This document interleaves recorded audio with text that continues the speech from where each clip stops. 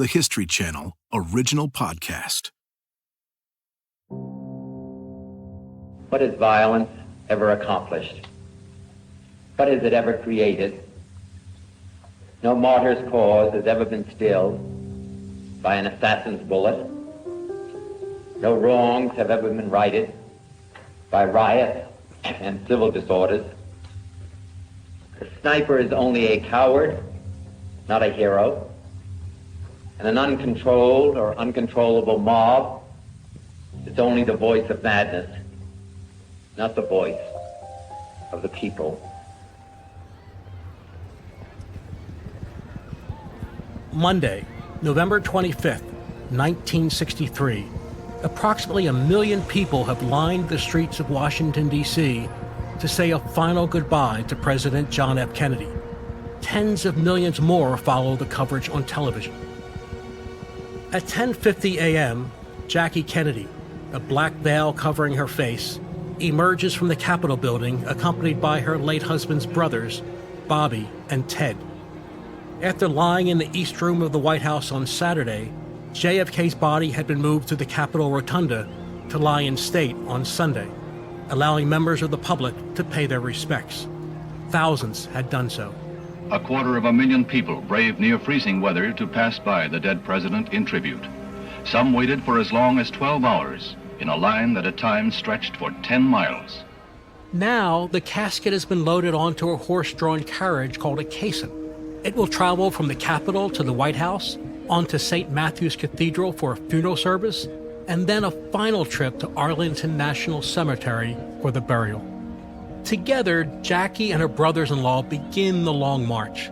Walking alongside them is an astonishing assemblage of foreign leaders, everyone from the Prime Minister of France to Prince Philip. After much debate, President Johnson and Lady Bird also join a portion of the walk. Here's historian Barbara Perry. The concern that Johnson himself had, that this was possibly a conspiracy, that actually put a pall over the entire funeral, and that Lyndon Johnson then insisted that he and Lady Bird would march. That, of course, was very distressing to the Secret Service because they didn't know if there were still others out there wanting to engage in more mayhem against the U.S. government and its top leaders. At this time, much is still unknown about the motives of Lee Harvey Oswald. Did he act alone, or is he just one player in a larger scheme? And so marching in the funeral procession is a major risk for Johnson.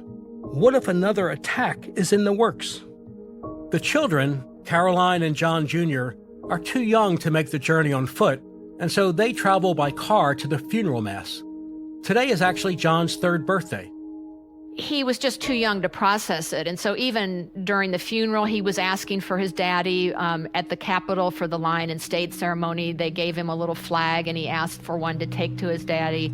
The procession reaches St. Matthew's at 12:14 p.m., almost 3 days exactly from the moment the president was shot. Inside, Cardinal Cushing delivers a mass to 1,200 assembled guests. Cardinal Cushing is a longtime friend of the Kennedys. Indeed, he had presided over Jack and Jackie's wedding just 10 years earlier. When the service ends, Jackie emerges with her children to watch the casket begin its trip to Arlington National Cemetery. She'll go along for the burial, but the children will be taken home. John Jr., though he can't fully understand what has happened, is enthralled by the pomp and circumstance of the procession. Young John was mesmerized by all the military pageantry, and he loved to salute and walk around with guns. But he was left-handed by nature, and so when he would be saluting, oftentimes he would salute with his left hand, and the Secret Service agents would try to get him to use the right hand, and sometimes he would, and sometimes he wouldn't. But when Mrs. Kennedy, who I'm sure had planned this out, came down to the bottom of the steps at the sidewalk of St. Matthew's, and they had placed her husband's casket, flag draped now, on top of the caisson, ready to march off to Arlington Cemetery across the Potomac River, she leaned over to John and said, "You can say goodbye to Daddy now and salute him." And that little boy, just turning 3 on that very day, stepped away from his mother, came to perfect attention, and ripped off a perfect military salute with his right hand, and in doing so broke the hearts of certainly all Americans and all the world. At 3:15 p.m., November 25th, 1963, Jackie Kennedy and her brothers-in-law light the eternal flame in Arlington National Cemetery. It is the end of Jack Kennedy's journey, and in some ways, the end of an era. Here's author David Farber. I think one of the things that people sort of misunderstand when they look back at the Kennedy years is how much 1963 still looked like 1953. These were relatively modest and moderate times as compared to what we think of as the 1960s. And the death of Kennedy is a piece of that story because it kind of showed that the old rules didn't work, that great surprises were in store for the American people. And the assassination marks the end of the 50s in some ways and the beginning of the 1960s.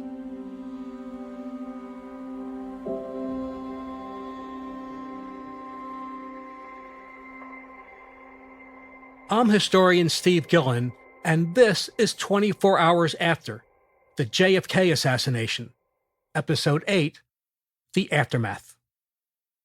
On the morning of November 22nd, 1963, Jack Kennedy was President of the United States. He was the youthful symbol of American optimism, pledging to send men to the moon, to lead the fight against communism, to usher in a new era of growth and prosperity for the United States. 24 hours later, he was dead. Kennedy's body lay in repose in the East Room of the White House, and a new era of American politics had begun.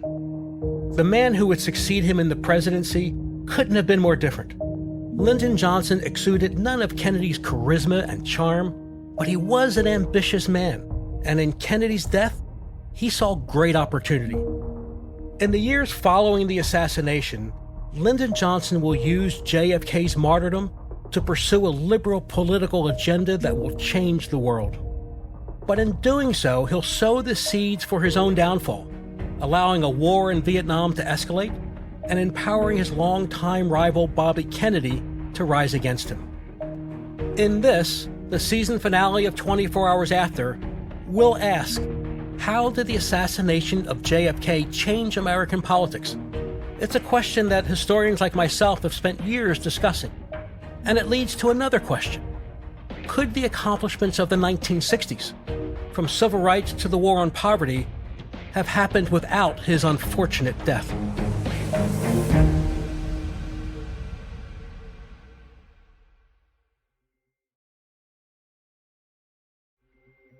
It was almost 2 a.m., 14 hours or so after the assassination of JFK, when Lyndon Johnson summons Jack Valenti, Bill Moyers, and Cliff Carter to his bedroom. The three men had all been with him in Dallas that morning.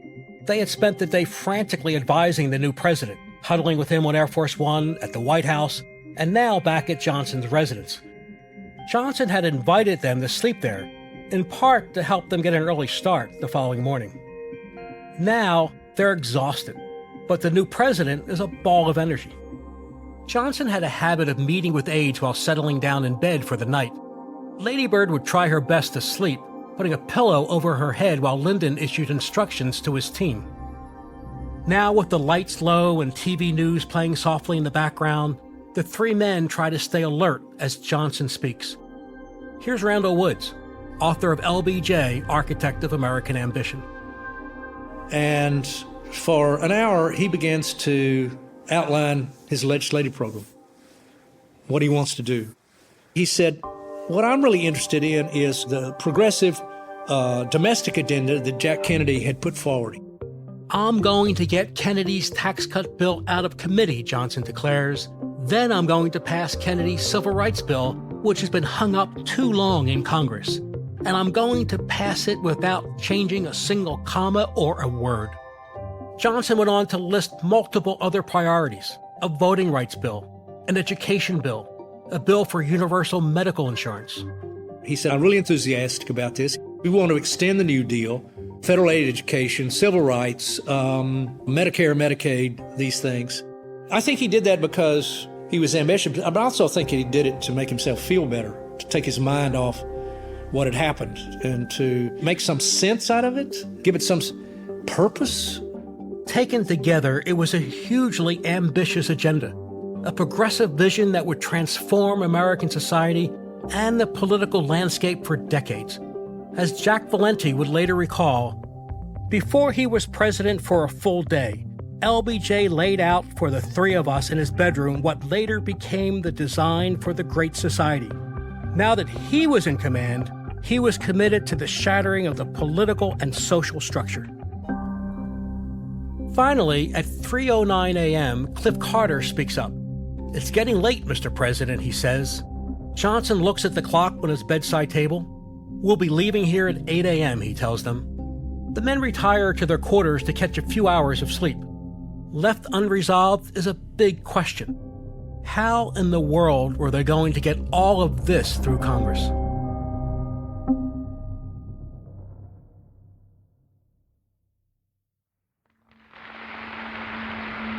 The answer to that question would become clear 5 days later. On November 27th, Lyndon Johnson stood before a joint session of Congress for his first major speech as president. Millions of Americans tuned in to the televised address. Mr. Speaker, Mr. President, members of the House, members of the Senate, my fellow Americans, all I have, I would have given gladly not to be standing here today. The greatest leader of our time has been struck down by the foulest deed of our time. Today, John Fitzgerald Kennedy lives on in the immortal words and works that he left behind. Johnson opens by invoking his fallen predecessor. It's an expected start, to be sure, but it marks the beginning of a political strategy that will define Johnson's administration, and in time, contribute to his downfall. Here's David Farber, author of The Age of Great Dreams. He wants to use, to be blunt, Kennedy's horrible death to push forward the legislation that had all been stalemated. Kennedy had not passed much. The work of the Kennedy administration has been left unfinished. Now, Johnson says, America must unite to carry on that work, no matter how difficult it might seem. On the 20th day of January, in 1961, John F. Kennedy told his countrymen that our national work would not be finished in the first 1,000 days, nor in the life of this administration, nor even perhaps in our lifetime on this planet. But he said, "Let us begin." Today, in this moment of new resolve, I would say to all my fellow Americans, let us continue. Lyndon Johnson is not known for his skills as an orator, but "Let Us Continue" will come to be regarded as one of the most important speeches in American history. Johnson's message is simple, but powerful. The best way for us to honor Kennedy's death is to enact his agenda. This is our challenge, not to hesitate, not to pause, not to turn about and linger over this evil moment, but to continue on our course so that we may fulfill the destiny that history has set for us. There's not a lot of time for nostalgia for the great 1,000 days of John F. Kennedy. Lyndon Johnson moves, and that's just his way. That's who he is. John Kennedy's death commands what his life conveyed, that America must move forward. So let us here highly resolve that John Fitzgerald Kennedy did not live or die in vain. Don't let Kennedy's murder be for nothing, Johnson says. It's a sly political gambit, and it works. The death of the president was a rallying point for most Americans. They rallied around the new president. They understood the moment of fragility the country was in. And Lyndon Johnson, great politician, great feel for the pulse of the nation, seized on that. And he seized on it in Congress. He uses the death of the president, and he says, colleagues, we have to move forward. We have to continue, in his own words. He gives that speech, he rallies the flag, and it works. It takes months still, but legislation starts to move. The logjam gets broken.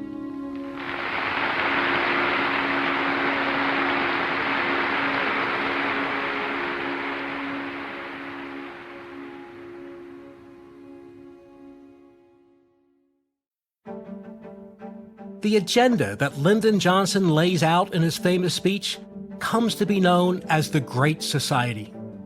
And what he meant by that was that America was the most prosperous country in the world, the militarily strongest country in the world. How could you sort of use that synergy to do something spectacular? And he coined the phrase, the Great Society. And what he meant was all Americans should be able to participate in the greatness that was the United States. Black Americans, poor Americans, all Americans. And that was his dream for America. It's somewhat ironic that Johnson would invoke the memory of Jack Kennedy to pass the Great Society, because Kennedy himself was not particularly focused on domestic policy. John Kennedy thought that the basis of his presidential greatness would be in managing the Cold War.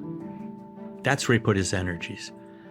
That wasn't who Lyndon Johnson was. And Lyndon Johnson, again, this spectacular politician, he wanted to be a great man. He wanted to be a great president.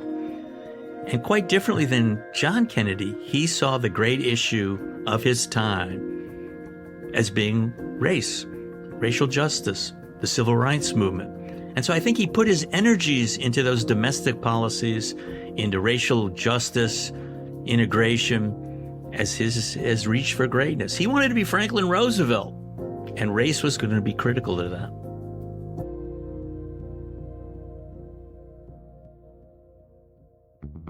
And so, the first major battle he takes on as president is to pass the Civil Rights Act, which had been stalled in Congress for months.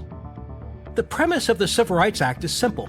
It outlaws discrimination based on race, color, religion, sex, or national origin. And on a practical level, it will have one enormous impact: to put an end to legal segregation. Lyndon Johnson isn't the only figure using the legacy of Jack Kennedy to rally support for civil rights. Others, like the Reverend Martin Luther King, invoke his name as well. Our nation has known a dark day and a dreary night. That same president was cut down by an assassin's bullet on Elm Street in Dallas, Texas. And I think the passage of the Civil Rights Bill is a lasting tribute to the memory of the late John Fitzgerald Kennedy. Today, the idea that any member of Congress would publicly defend segregation seems too shocking to believe. But in 1963, segregation was supported by most Southern Democratic senators, and so a block of them came together to filibuster the legislation.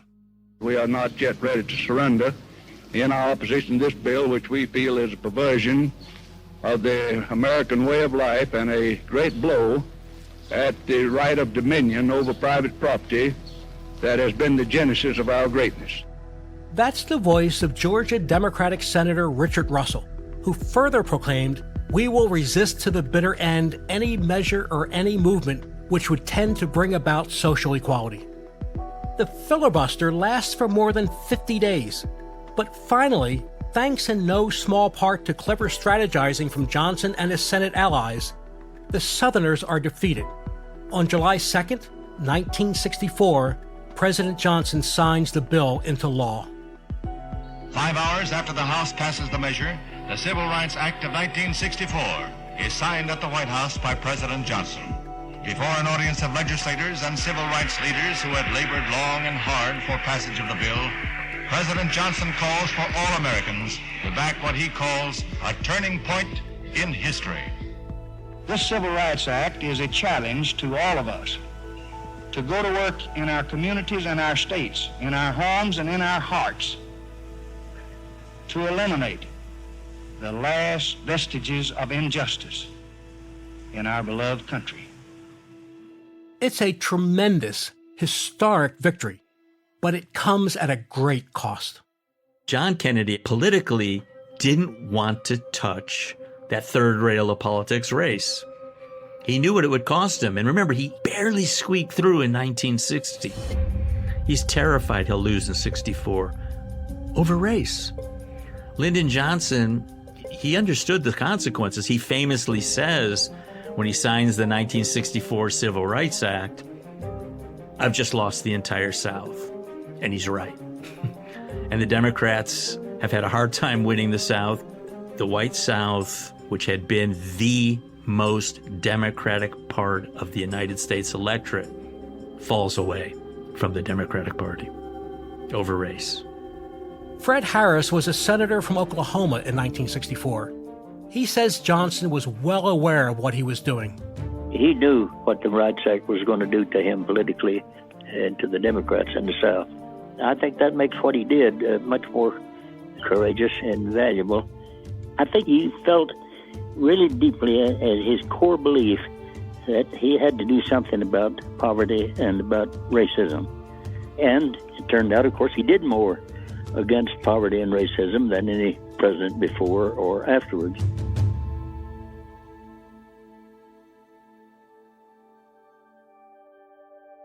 Though Johnson had alienated the South, his use of Kennedy's legacy and his swift action on civil rights and the economy made him a broadly popular president.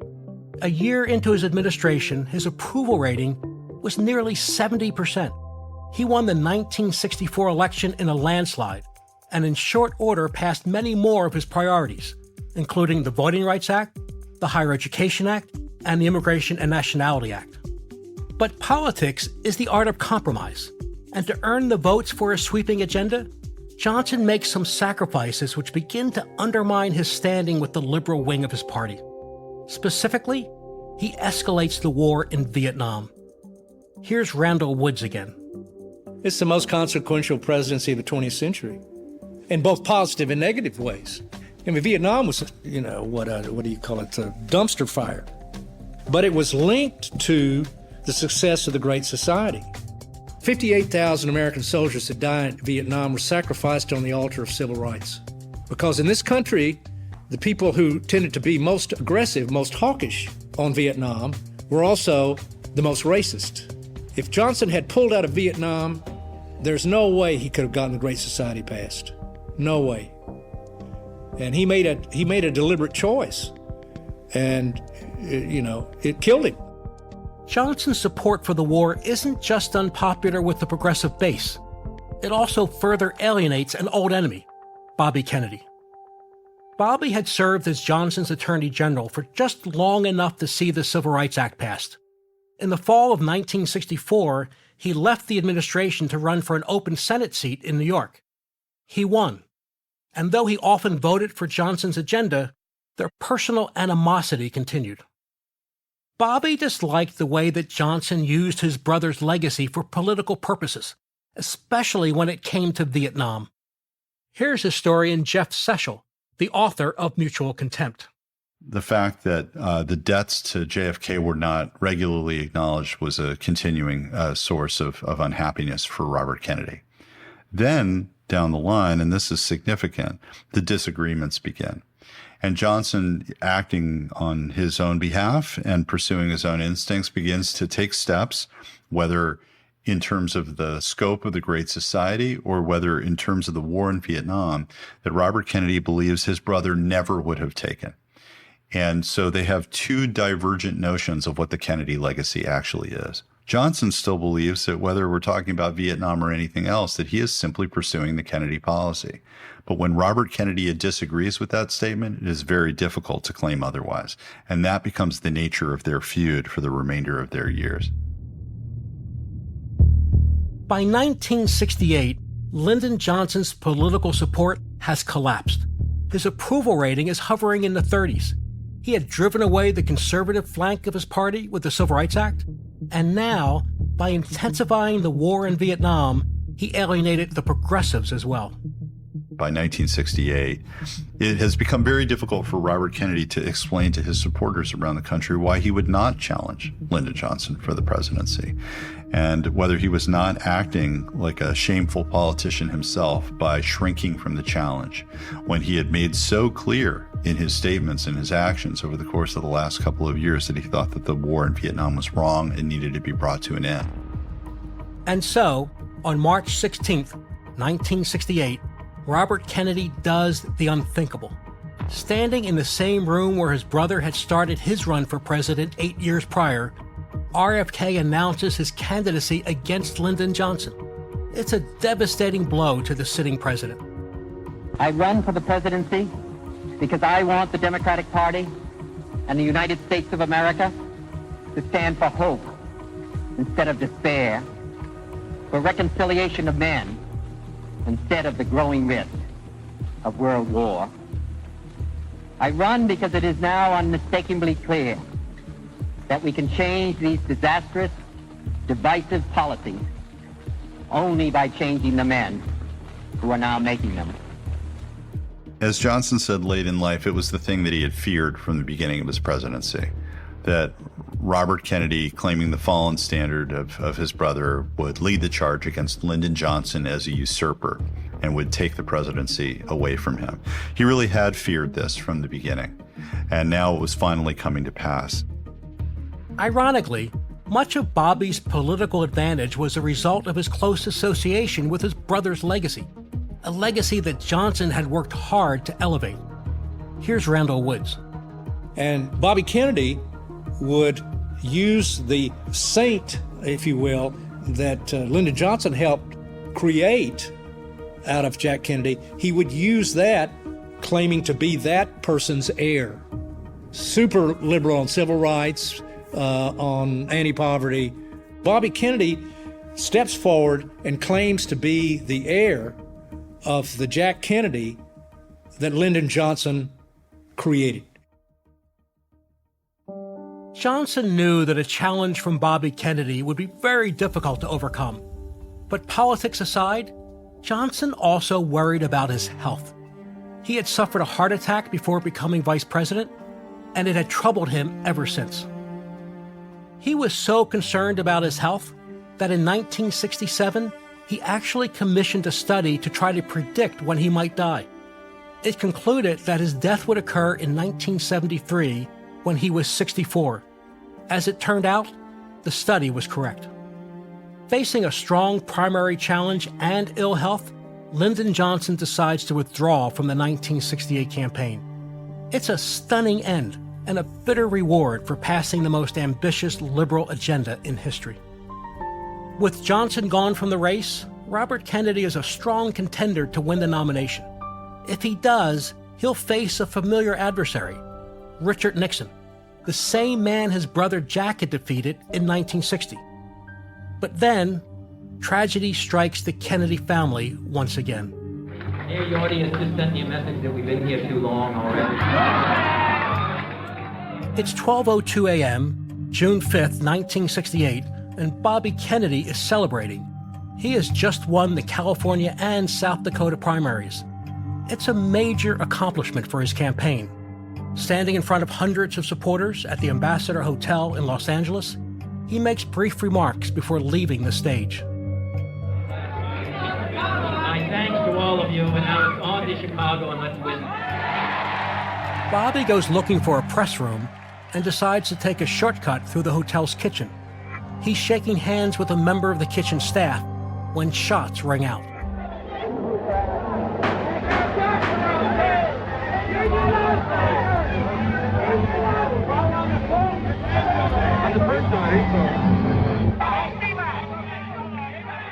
A young man of Palestinian origin named Siron, perhaps motivated by Bobby's support for Israel, shoots him 3 times and wounds 5 others before he is subdued.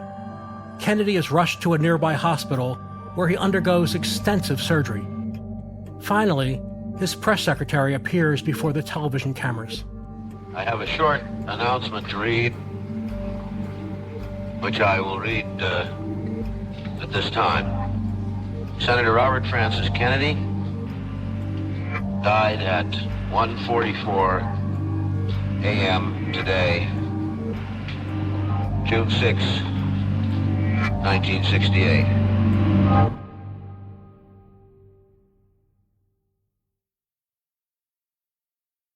The assassination of John F. Kennedy was a tragedy that united a nation, rallying America in grief behind Kennedy's hopeful, idealistic vision of the future.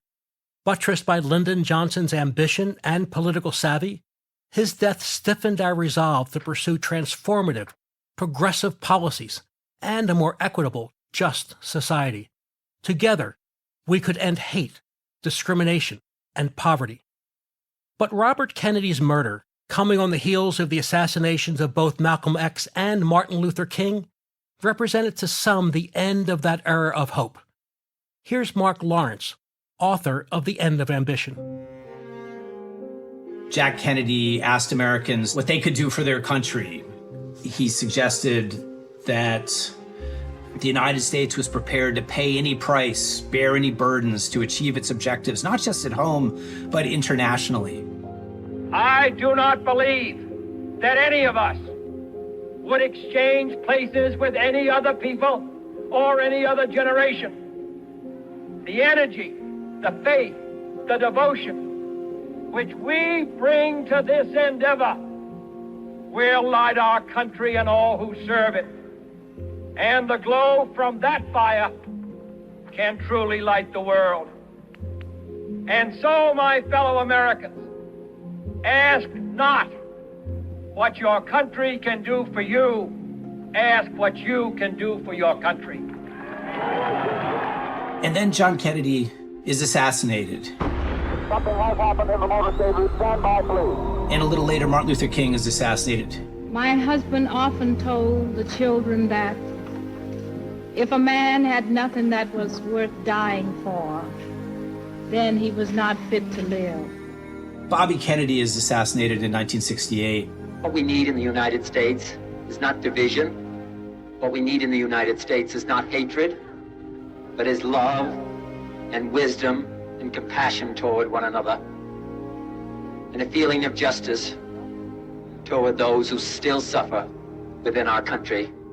So I think that, in retrospect, the Kennedy assassination stands out as the first of these blows that made it seem to a lot of Americans more difficult to achieve those big dreams that had been articulated so forcefully in the early part of the 1960s. The Kennedy assassination, viewed from our day, stands out as one of a series of violent acts that played out across the 1960s that have tended to lead Americans to doubt the possibilities of those ambitious, idealistic impulses that were so much in the forefront in the early part of that all-important decade. For Lyndon Johnson, the deaths of Jack and Bobby Kennedy marked tragic bookends to his presidency. Here's Jeff Sechel. The death of Robert Kennedy was complicated, to put it mildly, for Lyndon Johnson. Obviously, he felt no closeness, only antipathy toward Robert Kennedy. But it was horrifying on a human level and for the country to go through this again. And now Johnson's presidency was bracketed by the assassinations of two Kennedys.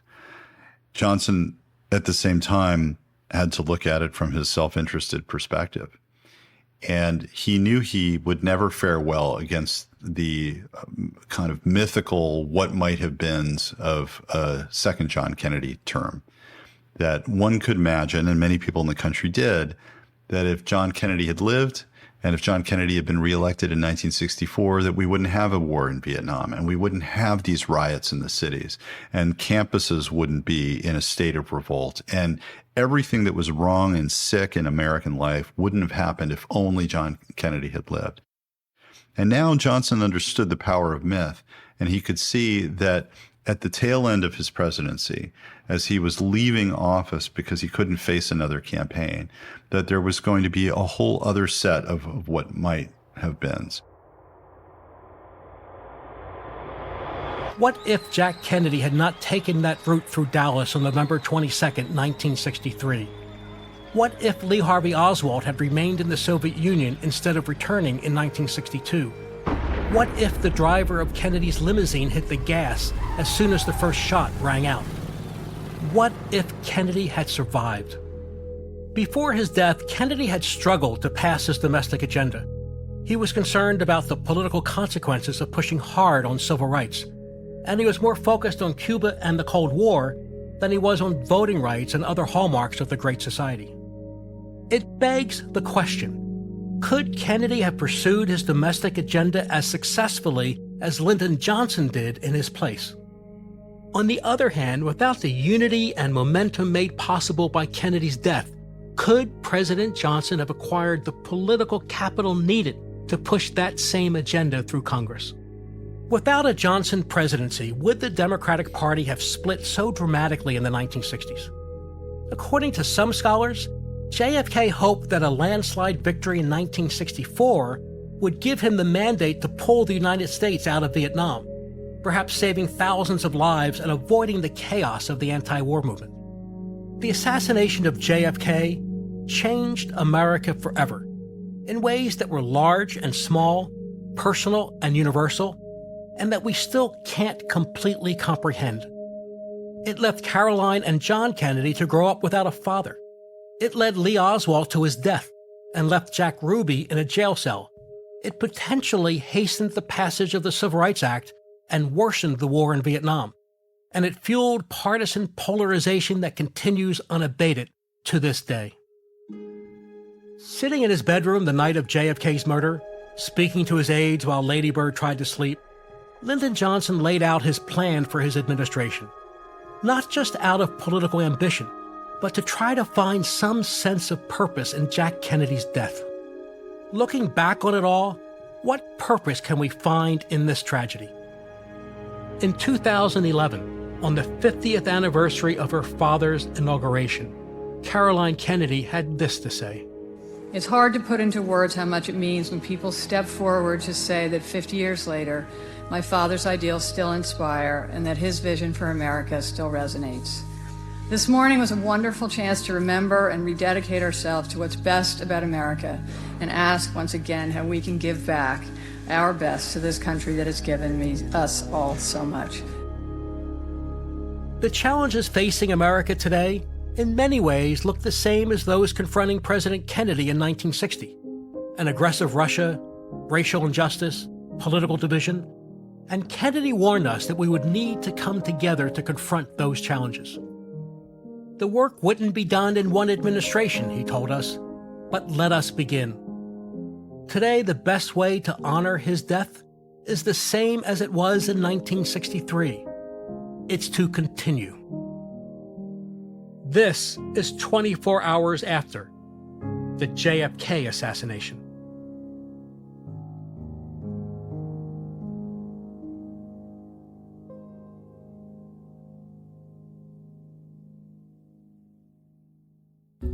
Thanks for listening to 24 Hours After, a History Channel original produced by Awfully Nice and hosted by me, Steve Gillen. For more moments throughout history that are also worth watching, check your local TV listings to find out what's on the History Channel today. Special thanks to our guests, Senator Fred Harris, David Farber, Mark Lawrence, Barbara Perry, Jeff Sechel, and Randall Woods. 24 Hours After is written and produced by Jesse Burton and Jane Ackerman. Editing and sound design by Bang Audio Post. Our project manager is Kadi Kamakate. Our supervising producers are McKamey Lynn and Ben Dickstein.